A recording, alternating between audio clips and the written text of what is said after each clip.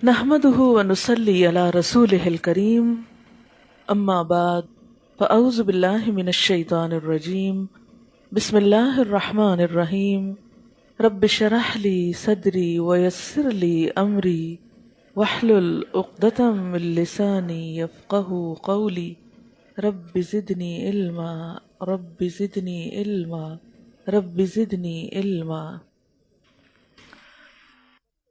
جس طرح رمضان المبارک ایک بہت اہم مہینہ ہے، اسی طرح ذوالحج بھی بہت خاص مہینہ ہے۔ رمضان میں ہم روزے رکھتے ہیں جو ایک فرض عبادت ہے، اسی طرح ذوالحج میں ہم حج کرتے ہیں جو ایک فرض عبادت ہے ہر صاحب استطاعت پر۔ تو اس مہینے کی برکت اور فضیلت کا اس وقت آپ کے سامنے ذکر کرنا ہے تاکہ آپ اس مہینے کے شروع ہونے سے پہلے، اس کی آمد سے پہلے اس کی تیاری کر لیں۔ فضائل ذوالحج۔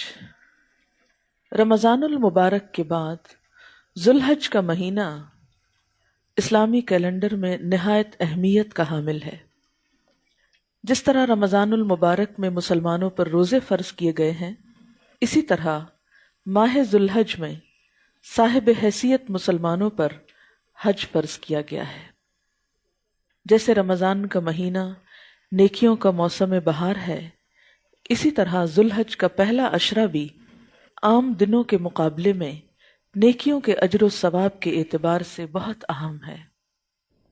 اور اس کی اہمیت کیوں ہے؟ کیونکہ اس میں اسلام کا ایک اور اہم رکن، ایک فرض یعنی حج ادا ہوتا ہے۔ رمضان کی فضیلت کیوں ہے؟ کیونکہ اس میں ایک اہم فرض روزے رکھے جاتے ہیں، اس لیے فرض عبادت کی ادائیگی کے اوقات کو بھی مبارک بنا دیا گیا اور باعث فضیلت بنا دیا گیا۔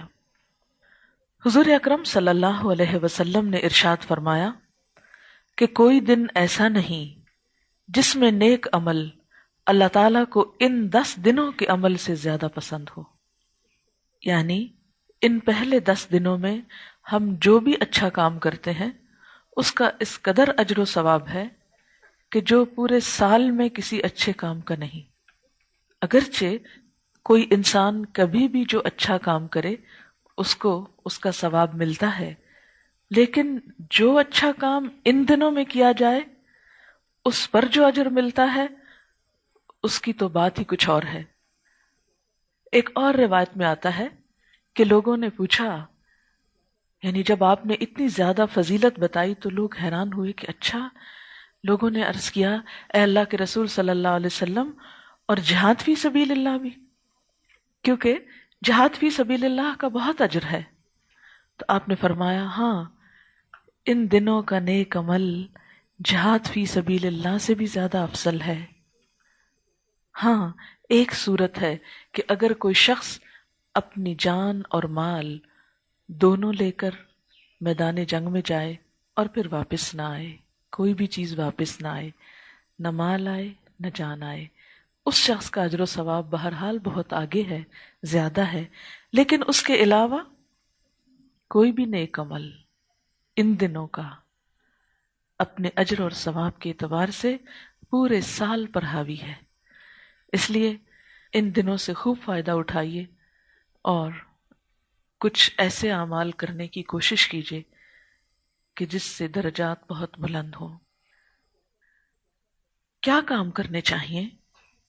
عشرہ ذوالحج میں جن اعمال کی فضیلت احادیث میں آئی ہے وہ درج ذیل ہیں۔ اگرچہ کوئی بھی نیکی کی جا سکتی ہے، لیکن خاص طور پر یہ نیکیاں، ان کا اہتمام خاص اجر حاصل کرنے کا ذریعہ ہے۔ نمبر 1، ذکر الہی۔ اس عشرے میں دیگر اذکار کے علاوہ، یعنی جو عام روٹین میں آپ روز کرتے ہیں، صبح شام کی دعائیں ہیں یا نماز کے بعد کے اذکار ہیں یا تسبیحات ہیں، درود شریف ہے، کوئی بھی چیز، اس کے علاوہ خصوصی طور پر مندرجہ ذیل تکبیرات پڑھنے کا اہتمام کرنا مسنون ہے۔ اللہ اکبر اللہ اکبر اللہ اکبر، لا الہ الا اللہ وحدہ لا شریک لہ، لہ الملک و لہ الحمد وهو على كل شيء قدير. الله أكبر الله أكبر، لا إله إلا الله والله أكبر، الله أكبر ولله الحمد، الله أكبر كبيرا والحمد لله كثيرا وسبحان الله بكرة وأصيلا. حضرت عبداللہ بن عمر کے بارے میں آتا ہے کہ وہ ان دنوں میں بازار میں نکل جایا کرتے تھے اور بلند آواز سے تکبیریں پڑھتے، اس طرح کہ سب لوگ آپ کے ساتھ شریک ہو جاتے. اجتماعی طور پر بھی تکبیریں پڑھا کرتے تھے.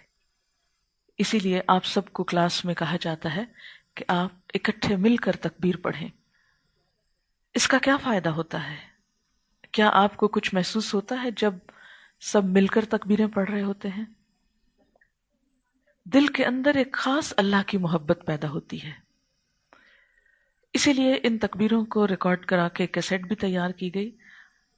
آپ سب ان 2-3 دنوں میں، عید کے دنوں میں صبح اٹھتے ہی اس کو ضرور لگائیں، اور آپ دیکھیں گے کہ پورا گھر خود بخود ساتھ شامل ہو جائے گا. کیونکہ میں آج کل یہی کر رہی ہوں، صبح لگاتی ہوں تو مجھے کسی کو پھر کہنا نہیں پڑتا کہ تم بھی پڑھو، کیونکہ اللہ کے نام میں اتنی کشش ہے، اتنی برکت ہے، اتنا سکون ہے کہ واقعی دل کو کچھ ہونے لگتا ہے نا، دل محسوس کرتا ہے. تکبیروں کو سن کے اور تکبیر ساتھ پڑھنے سے دل بدلتا ہے، اور اگر دل بدل جائے تو دنیا بدل جاتی ہے. جس رخ پر بھی بدلے دل، اچھائی کی طرف بدلے یا برائی کی طرف بدلے.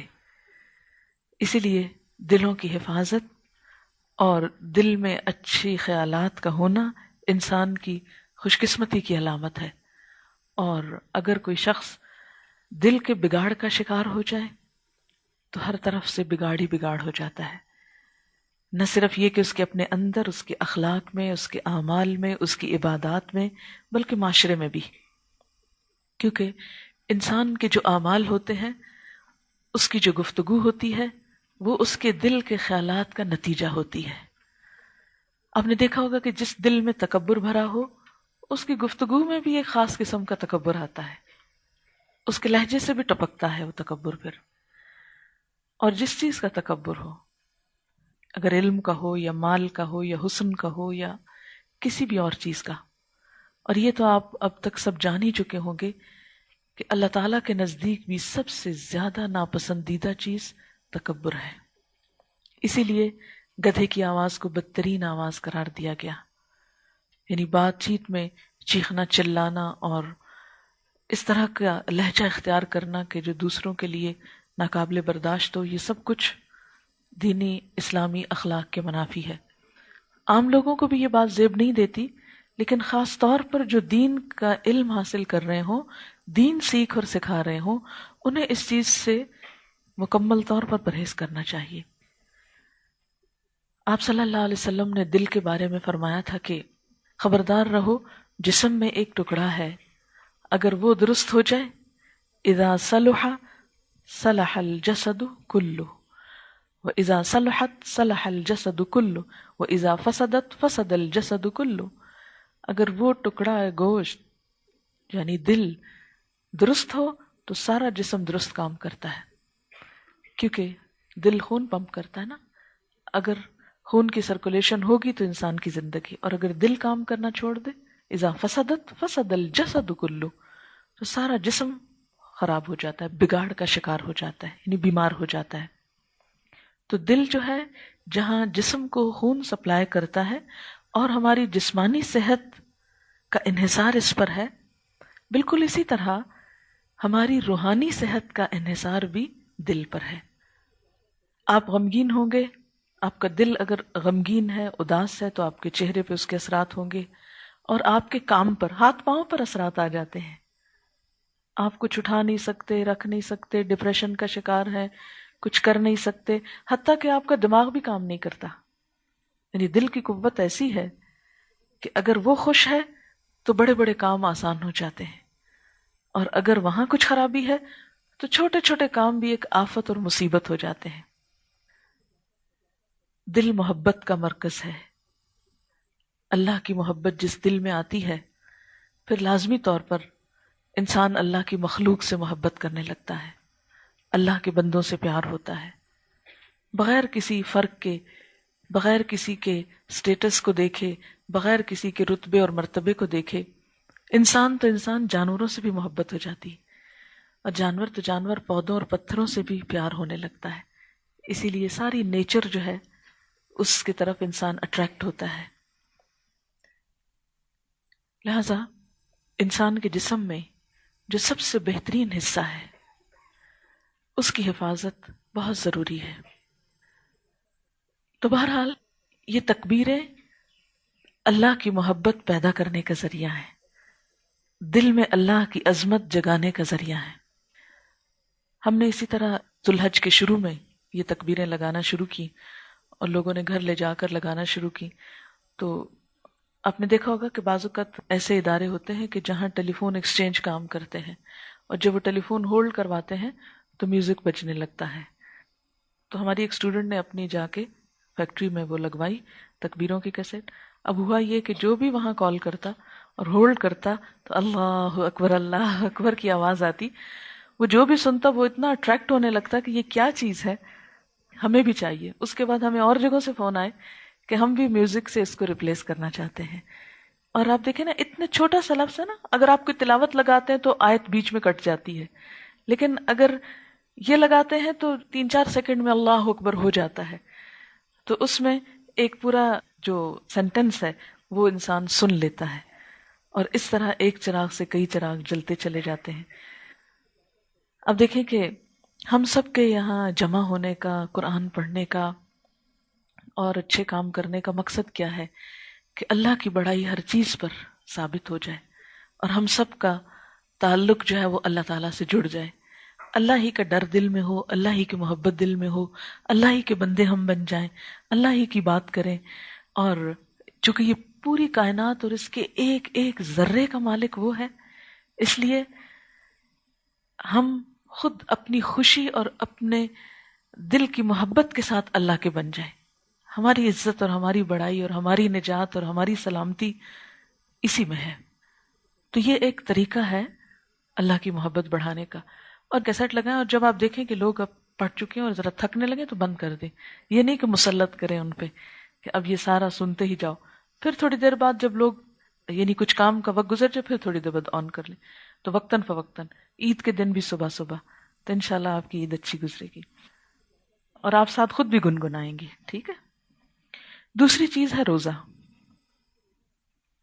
9 ذو الحج کو روزہ رکھنا باعث ثواب ہے، یعنی سارے عشرے میں بھی آپ رکھ سکتے ہیں سوائے 10 تاریخ کے، اس لیے کہ اس دن عید ہوتی ہے، اور عید والے دن روزہ نہیں رکھتے، کیونکہ اگر اللہ تعالیٰ اس دن اجازت دیتے نا تو بہت سے من چلے تقوی کا اظہار فرماتے ہوئے عید کو بھی روزہ رکھتے۔ کیونکہ ہمارے ہاں ایک ٹرینڈ چل پڑا ہے نا کہ نیکی میں بھی حد سے بڑھ جاؤ، تو نیکی بھی اپنے اعتدال میں خوبصورت لگتی ہے۔ جب کھانے کا دن ہے، عید منانے کا دن ہے، کپڑے پہننے کا دن ہے، خوش ہونے کا دن ہے، تو خوش ہوں، کپڑے پہنے، اہتمام کریں، گھروں کو صاف کریں، سجائیں، فیل کریں کہ ہاں واقعی خوشی کا دن ہے، اس سنت کو تازہ کریں۔ ہمارے ہاں کیا ہو رہا ہے کہ عید تو بور ہوتی جا رہی ہے، مزہ ہی نہیں آتا، لیکن ویلنٹائن ڈے اور کرسمس اور دوسرے ڈیز جو ہیں وہ خوب اہتمام اور زور شور سے منائے جاتے ہیں۔ اس لیے ہمیں ان دنوں کو منانے کی طرف خصوصی توجہ کرنی ہے، اہتمام کرنا ہے۔ چھوٹی عید کا پھر بھی اہتمام کرتے ہیں، لیکن ہمارے یہاں افسوس کی بات ہے کہ بڑی عید یا عید الاضحیٰ جو ہے وہ تو بالکل ہی بس ٹھیک ہے، قربانیاں ہیں، ہم تو گوشت ویسے نہیں کھاتے، اور قربانی کا تو بالکل اچھا نہیں لگتا، اس لیے کیا عید منانی، کام ہی کرنا ہے، گوشت سنبھالو، ہر طرف سمیل ہے، تو اس لیے نہیں، گوشت کے آنے سے پہلے جو باقی لوازمات ہیں عید کے، ان میں ضرور شریک ہوں۔ بہرحال 9 ذو الحج کا روزہ جو ہے یہ بہت ثواب کا سبب ہے۔ آپ صلی اللہ علیہ وسلم نے اس روزے کے بارے میں فرمایا، یکفر السنۃ الماضیۃ والباقیہ، یہ روزہ گزشتہ سال اور آئندہ سال کے گناہوں کا کفارہ کرتا ہے۔ گزشتہ سال یعنی جو سال آپ کا گزر گیا، اور ایک آنے والا، ان دونوں سالوں کے گناہوں سے کفارہ کرتا ہے، یعنی جو ہو گئے ان سے انشاءاللہ معافی کا سبب ہوگا، اور جو آنے والا سال ہے اس میں نیکیوں کی توفیق ہوگی۔ یہ صحیح مسلم کی روایت ہے۔ اس کے بعد ہے قربانی۔ عشرہ کی آخری لیکن اہم ترین عبادت جو خصوصیت سے اللہ تعالیٰ کو پسند ہے وہ قربانی ہے، جس کو حضور صلی اللہ علیہ وسلم نے خوش دلی سے ادا کرنے کی تلقین فرمائی ہے کہ خوشی سے کرو، مصیبت کے مارے نہیں۔ لیکن اس کے علاوہ اگر کوئی شخص قربانی نہیں کر سکتا تو کیا کرے؟ صدقہ خیرات کرے۔ مثلا دیکھیں نا، ایک بکرا ذبح کرنے کی حیثیت نہیں، اور خاص طور پر آپ بچیاں ظاہر ہے کہ اپنی الگ قربانی نہیں کر سکتی، تو ایسی صورت میں انسان کو کچھ نہ کچھ صدقہ خیرات ضرور کرنا چاہیے، ضرور اہتمام کریں، کسی کو بھی کچھ نہ کچھ ضرور دیں۔ کوشش کریں اپنے آس پاس سوچیں کون ضرورت مند ہو سکتا ہے زیادہ۔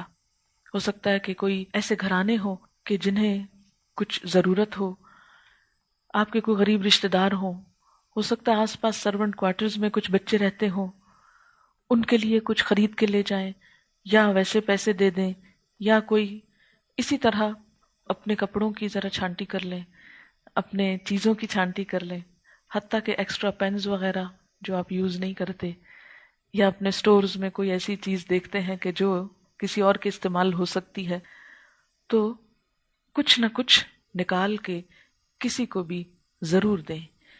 اور جیسے چھوٹی عید پر صدقہ فطر ہوتا ہے نا، تو وہ ہر ایک کو دینا ہوتا ہے، چاہے کوئی غریب ہے، امیر ہے، بچہ ہے، حتیٰ کہ ایک دن کا بچہ ہے اس کو بھی دینا ہوگا، ماں باپ اس کی طرف سے ادا کرتے ہیں۔ تو اس عید پر ایسا تو نہیں کہا گیا کہ ہر شخص کچھ دے، لیکن چونکہ مجموعی طور پر آپ صلی اللہ علیہ وسلم نے ان دنوں میں کسی بھی نیکی کا اجر و ثواب سارے سال سے زیادہ بتایا ہے، تو وہ صدقہ یا وہ کوئی چیز جو آپ سال میں کسی وقت دے سکتے ہیں، وہ اگر ان دنوں میں دیں گے تو اس کا اجر کئی گنا زیادہ بڑھ جائے گا۔ اسی طرح اگر آپ کی زکوٰۃ ڈیو ہے، یا آپ کو کوئی بھی ایسا صلہ رحمی کا کام کرنا ہے، رشتہ داروں کے ساتھ حسن سلوک کا، کوئی تحفے تحائف ان کو دینے ہیں، یا ان کو کسی بھی طرح خوش کرنا ہے، کوئی روٹھا ہوا تو اس کو منانا ہے، تو ان سب چیزوں کی طرف توجہ دیں، تو انشاءاللہ تعالی ان دنوں کا نیک عمل آپ کو آئندہ کے لیے بھی فائدہ دے گا اور اجر و ثواب کا باعث ہوگا جو سارے سال کے مقابلے میں زیادہ ہے۔ اب چند باتیں قربانی کے بارے میں۔ قربانی اگرچہ اللہ تعالیٰ کی طرف سے فرض نہیں، جیسے نماز فرض ہے ایسے قربانی فرض نہیں، لیکن سنت واجبہ کا درجہ رکھتی ہے۔ سنت ہے لیکن لازمی سنت ہے، کیونکہ اس کے ذریعے اللہ تعالیٰ کی رضا حاصل ہوتی ہے اور گناہوں کا کفارہ ہوتا ہے۔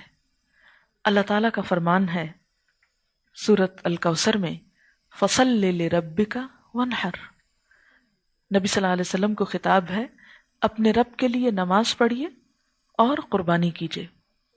قربانی کا حکم حضرت آدم علیہ السلام سے لے کر حضور صلی اللہ علیہ وسلم تک تمام آسمانی شریعتوں میں رہا ہے۔ سورۃ المائدہ میں ایک واقعہ آتا ہے جس میں حضرت آدم علیہ السلام کے 2 بیٹوں کی قربانی کا ذکر ہے۔ اس میں آتا ہے وَاتْلُ عَلَيْهِمْ نَبَأَ ابْنَيْ آدَمَ بِالْحَقِّ إِذْ قَرَّبَا قُرْبَانًا فَتُقُبِّلَ مِنْ أَحَدِهِمَا وَلَمْ يُتَقَبَّلْ مِنَ الْآخَرِ قَالَ لَأَقْتُلَنَّكَ قَالَ إِنَّمَا يَتَقَبَّلُ اللَّهُ مِنَ الْمُتَّقِينَ۔ ان پر آدم علیہ السلام کے 2 بیٹوں کی قربانی کا واقعہ پڑھ سنائیے جب ان دونوں نے قربانی کی تھی، لیکن ان میں سے ایک کی قربانی قبول کر لی گئی اور دوسرے کی قربانی قبول نہ کی گئی۔ جس کی قبول نہ ہوئی اس نے دوسرے سے کہا میں تجھ کو قتل کر دوں گا۔ دوسرے نے جواب دیا دیکھو اللہ متقی لوگوں کی قربانی قبول کرتا ہے، اگر تو نے مجھے قتل کرنے کے لیے ہاتھ آگے بڑھایا تو میں تجھ کو قتل نہیں کروں گا۔ تو یہاں سے ایک بات یہ بھی پتہ چلتی ہے کہ قربانی تقوی کے ساتھ ہے۔ صرف قربانی کرنا ہی کافی نہیں، بلکہ اس کے آداب اور شرائط کا لحاظ رکھنا بھی ضروری ہے۔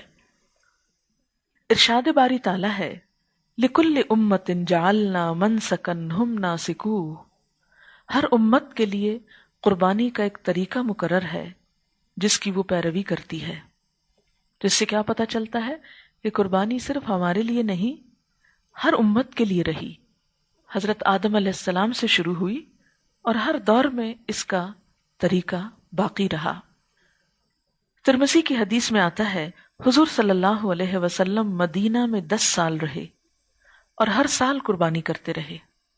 بعض لوگوں کا یہ خیال ہوتا ہے کہ قربانی تو صرف حاجیوں کے لیے ہے یا یہ ایک حج سے متعلق چیز ہے، عام لوگوں کے لیے نہیں.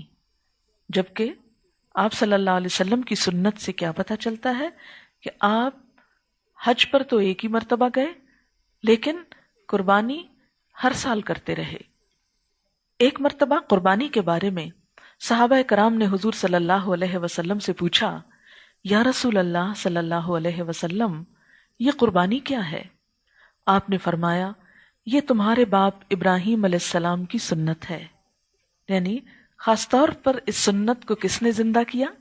ابراہیم علیہ السلام نے. یعنی اگرچہ طریقہ پہلے بھی موجود تھا لیکن جیسے ابراہیم علیہ السلام نے خانہ کعبہ کی اثر نو تعمیر کی، حج کا طریقہ جاری کیا، اسی طرح انہوں نے قربانی کی سنت کو بھی زندہ کیا.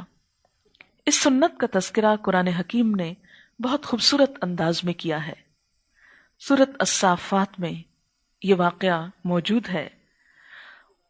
وَقَالَ إِنِّي ذَاهِبٌ إِلَىٰ رَبِّي سَيَهْدِينِ رَبِّ هَبْ لِي مِنَ الصَّالِحِينَ فَبَشَّرْنَاهُ بِغُلَامٍ حَلِيمٍ فَلَمَّا بَلَغَ مَعَهُ السَّعْيَ قَالَ يَا بُنَيَّ إِنِّي أَرَىٰ فِي الْمَنَامِ أَنِّي أَذْبَحُكَ فَانظُرْ مَاذَا تَرَىٰ قَالَ يَا أَبَتِ افْعَلْ مَا تُؤْمَرُ سَتَجِدُنِي إِن شَاءَ اللَّهُ مِنَ الصَّابِرِينَ.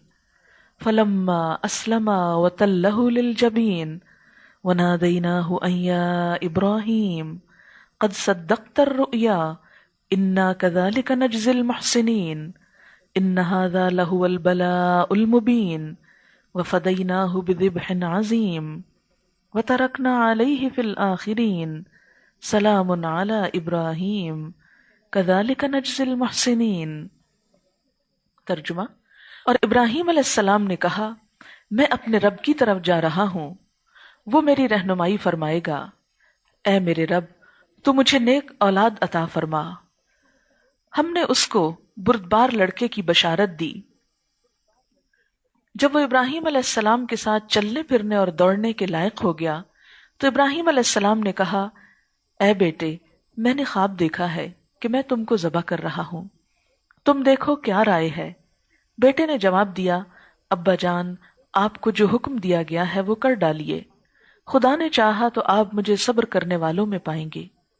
جب باپ بیٹا دونوں اس کام کے لیے مطیع ہو گئے، متحد ہو گئے، اور باپ نے بیٹے کو ذبح کرنے کے لیے پیشانی کے بل پچھاڑا تو ہم نے ابراہیم علیہ السلام کو پکارا، تم نے اپنا خواب سچ کر دکھایا، ہم نیکوکاروں کو اسی طرح بدلہ دیتے ہیں. تو یہ ہے حضرت ابراہیم علیہ السلام اور حضرت اسماعیل عین کے ساتھ ہے. حضرت اسماعیل علیہ السلام کے کردار میں تسلیم و رضا کا وہ بے مثال نمونہ جو خدا کی بارگاہ میں اس درجہ مقبول ہوا کہ رہتی دنیا تک اللہ نے اس کو جاری کر دیا. آپ سب جانتے ہیں کہ ابراہیم علیہ السلام نے جب اپنی قوم کو اسلام کی دعوت دی، توحید کی دعوت دی، تو اس وقت پوری قوم آپ کی مخالف ہو گئی. جب آپ نے اس قوم کو پہلے دلیل سے سمجھایا، وہ نہیں مانے، تو پھر آپ نے ان کے بت توڑ کر ان کو سمجھایا کہ جن سے تم مانگتے ہو یہ تو خود کو بھی نہیں بچا سکتے، تم کو کیا بچائیں گے. لیکن اس بات پر سب بہت ناراض ہوئے اور ان سب نے مل کر کیا فیصلہ کیا کہ ابراہیم علیہ السلام کو آگ میں جلا دیا جائے. کہا جاتا ہے کہ ابراہیم علیہ السلام کا باپ بھی ان لوگوں میں شامل تھا جو چتا جلانے کے لیے یا آگ بھڑکانے کے لیے لکڑیاں چن چن کر لا رہے تھے. پوری قوم نے لکڑیاں چنی کہ بہت بڑی آگ کا الاؤ تیار کیا جائے اور اس میں ابراہیم علیہ السلام کو ڈالا جائے تاکہ بچ کے نہ نکل سکیں. بہرحال اللہ کے دوست تھے، جب آگ میں پھینکے گئے تو آگ گلو گلزار ہو گئی یہ اتنا بڑا معجزہ تھا کہ آگ جلی نہیں، یا جلتی آگ ٹھنڈی ہو گئی جب ابراہیم علیہ السلام اس میں گئے اور بالکل صحیح سلامت باہر نکل آئے۔ اتنے بڑے معجزے کو دیکھتے ہوئے بھی وہ لوگ نہیں مانے، اور جب نہیں مانے تو اس کے بعد ابراہیم علیہ السلام کا وہاں ٹھہرنا بے فائدہ تھا، بیکار تھا۔ اب انہوں نے کیا فیصلہ کیا کہ میں اس علاقے کو چھوڑ کے چلا جاتا ہوں۔ وقال انی ذاہب الی ربی سیہدینی، کہا کہ میں اپنے رب کی طرف جاتا ہوں، وہ میری رہنمائی کرے گا کہ اب مجھے اور کیا کرنا ہے، اور کس کو بتانا ہے، کس کو سمجھانا ہے، کس کو سکھانا ہے، کیونکہ وہ اللہ سے محبت رکھتے تھے اور وہ چاہتے یہ تھے کہ وہ پوری دنیا کو اس محبت کا مزہ چکھا دے، ہر ایک کے دل میں یہ خیال آ جائے۔ لیکن اس علاقے میں کوئی سننے کو تیار نہیں تھا، تو وہ اب اس علاقے کو چھوڑ کر جا رہے ہیں کسی اور علاقے کی طرف۔ اللہ تعالیٰ نے ان کو اشارہ کیا کہ وہ مکہ کی وادی میں جائیں اور اپنے بیٹے اور بیوی کو چھوڑ کر آ جائیں۔ یہ ایک بہت بڑی قربانی تھی کہ بالکل بے آب و گیاہ جگہ پر اپنی بیوی اور اس بچے کو چھوڑ دیا جو بڑی دعاؤں کے بعد بڑھاپے میں نصیب ہوا تھا، لیکن چونکہ اللہ کا حکم تھا اس لیے پرواہ نہیں کی، بس چھوڑ آئے۔ دوبارہ اس وقت واپس گئے جب وہ دوڑ دھوپ کے قابل ہو چکے تھے۔ اب دیکھیے یہاں الفاظ کہ انی ذاہب الی ربی سیہدینی رب ھب لی من الصالحین، اللہ مجھے نیک بچہ دے، صالح لوگوں میں سے اولاد دے۔ فبشرناہ بغلام حلیم، اللہ نے کیسی دعا سنی، ایک بردبار متحمل مزاج بچہ عطا کیا۔ وہ بچہ جب آپ کے ساتھ دوڑ دھوپ کی عمر کو پہنچ گیا تو ایک روز کہا، اے بیٹے، میں نے خواب میں دیکھا ہے کہ میں تجھ کو ذبح کر رہا ہوں، فانظر ماذا ترا، تم دیکھو تم کیا کہتے ہو، تمہارا کیا خیال ہے۔ بیٹا بھی تو ایسا ہی تھا نا، اللہ کا انعام۔ قال یا ابت افعل ما تؤمر، بولے ابا جان جو آپ چاہتے ہیں کر ڈالیے۔ ہم ذرا سوچیں کہ ہم میں سے اگر کوئی اس جگہ پر ہوتا تو کیا یہی کہتا، ایسے ہی کہتا کہ آپ ہمیں ذبح کر دیں؟ نہیں، لیکن انہیں معلوم تھا کہ میرے والد جو کہتے ہیں درست کہتے ہیں، غلط نہیں کہتے۔ ان کو یقین تھا کہ اللہ نے اگر میرے والد کو آگ سے نکالا تھا تو یہ بھی ایک آزمائش ہی ہے۔ ستجدنی انشاءاللہ من الصابرین، ان قریب آپ مجھے صبر کرنے والوں میں سے پائیں گے انشاءاللہ۔ فلما اسلما، پھر جب وہ دونوں مطیع ہو گئے، نیکی کے کام پر متفق ہو گئے، وَتَلَّهُ لِلْجَبِينِ، اور پیشانی کے بل اپنے بیٹے کو ابراہیم علیہ السلام نے لٹا دیا، وَنَادَيْنَاهُ أَن يَا إِبْرَاهِيمُ، تو اسی وقت ہم نے پکارا، اے ابراہیم، قد صدقت الرؤیا، تو نے خواب سچ کر دکھایا، انا کذالک نجزی المحسنین، ہم محسنین کو ایسا ہی بدلہ دیتے ہیں، ان ھذا لہو البلاء المبین، یقیناً ایک کھلی کھلی آزمائش تھی یہ، اس بات کی آزمائش ہونے میں کوئی شک نہ تھا۔ وفدیناہ بذبح عظیم، اور ایک بڑی قربانی فدیے میں دے کے ہم نے اس بچے کو بچا لیا۔ یعنی اللہ تعالیٰ کو ابراہیم علیہ السلام کے ہاتھوں اسماعیل کو ذبح کروانا نہ تھا، بس آزمانا تھا کہ کیا میری محبت میں اپنے بچے کو قربان کر سکتے۔ وَتَرَكْنَا عَلَيْهِ فِي الْآخِرِينَ، ہم نے ان کا ذکر خیر آخری یعنی بعد کی نسلوں میں چھوڑ دیا، کہ جو بھی آج آتا ہے سال میں قربانی ہوتی ہے سب کو یہ واقعہ یاد آتا ہے۔